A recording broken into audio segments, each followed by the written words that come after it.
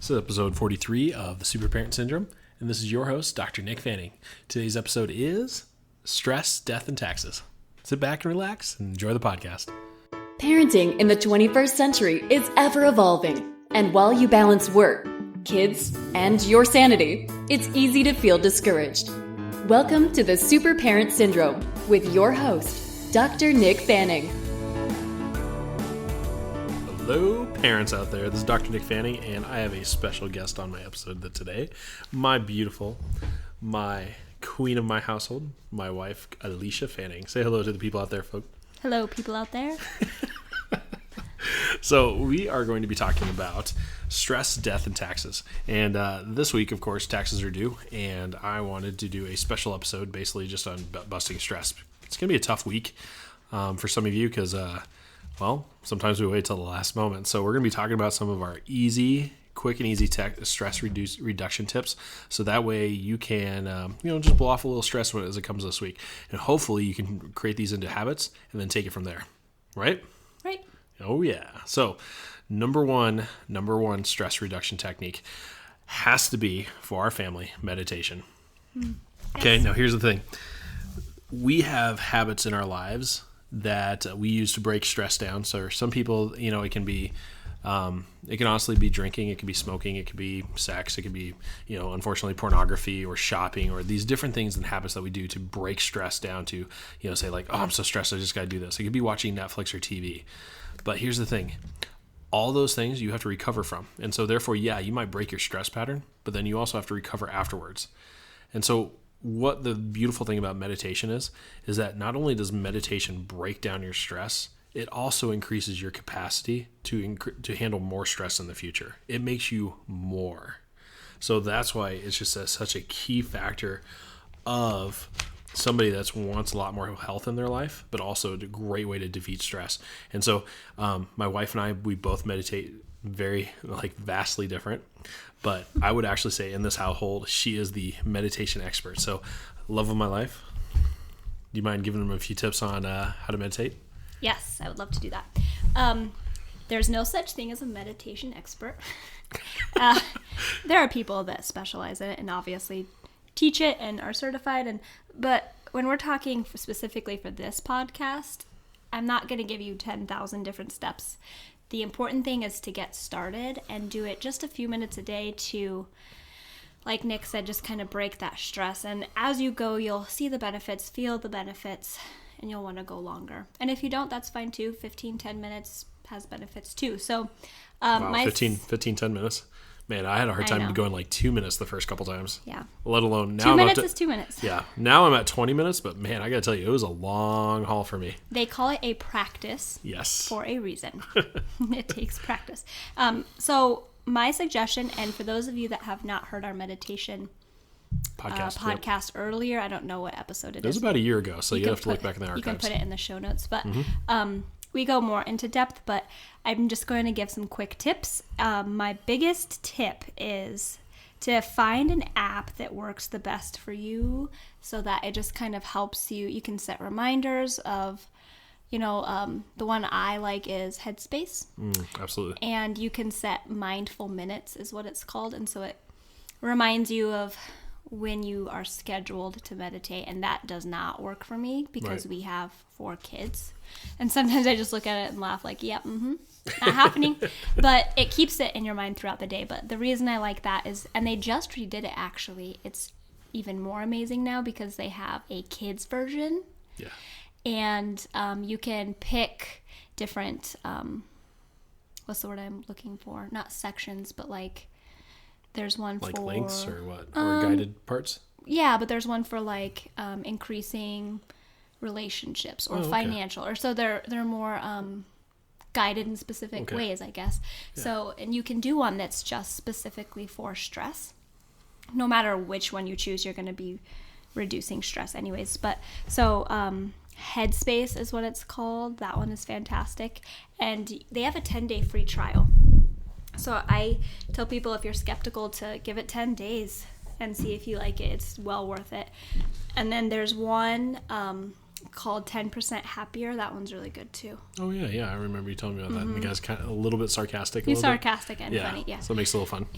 For those of you or guys even that are not so sure, they put a lot of humor into it, but still get the job done. Oh, absolutely. So, but Headspace is my biggest thing, and especially now that they have the kid. That's just fantastic. Love it. Yeah.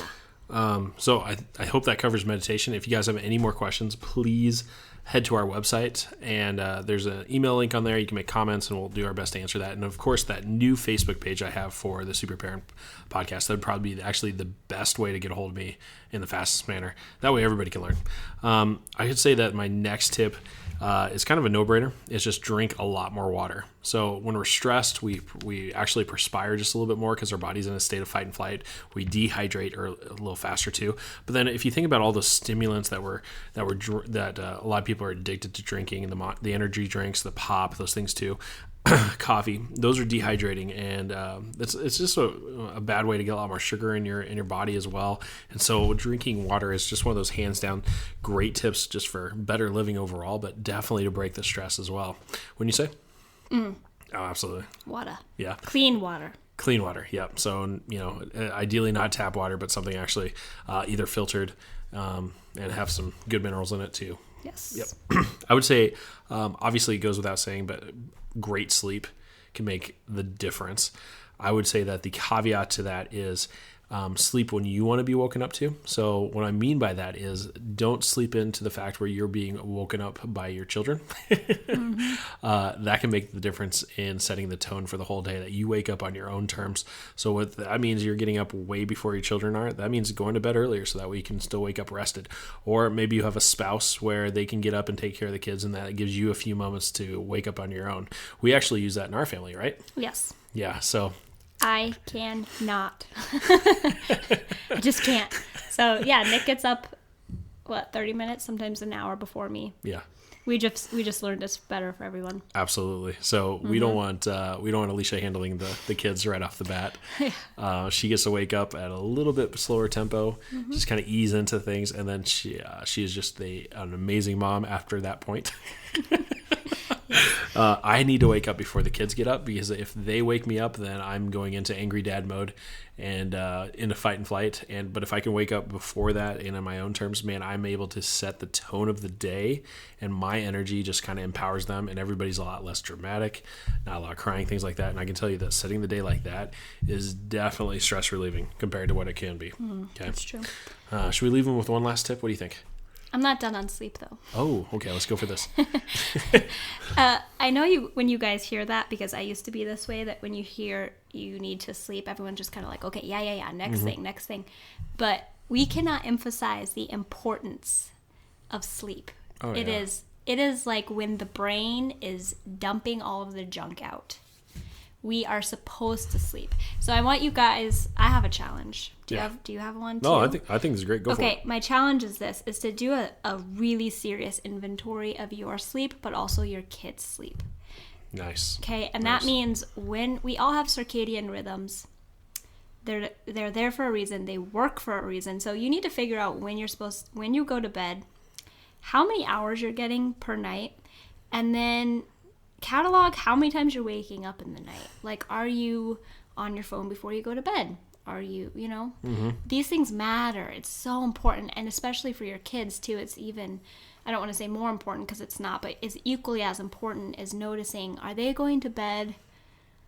Do they have a ritual? Are they going to bed on time? Are they waking up throughout the night? Because if we're not getting good, solid sleep, every area of our life will be affected. Oh, absolutely. After that, and not in a good way.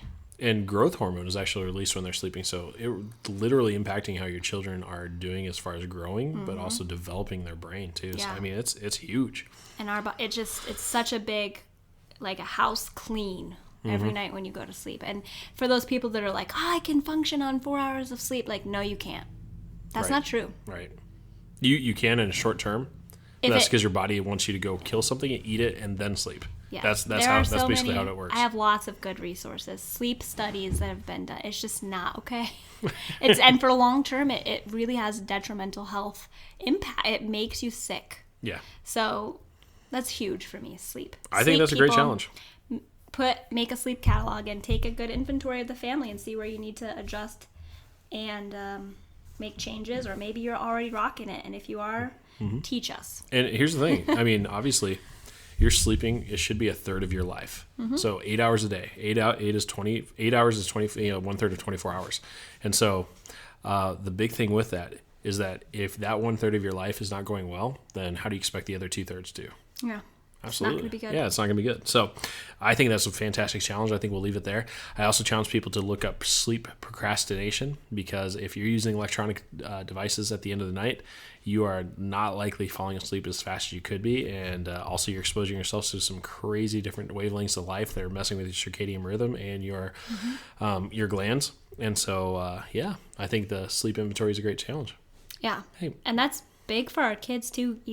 They're big on the technology. So our kids that are using those up until it's time for bed, when that light is hitting us, it's actually making not melatonin. It's shutting down melatonin. Yep. So it's not letting melatonin work the way it's supposed to. So we know that melatonin is what helps us fall asleep. Right. So if we're inhibiting that, and then we turn our iPads off and try to go to sleep, and suddenly it's 2 hours later. Oh, yeah. So set a time. What do they say, like an hour or two before bed?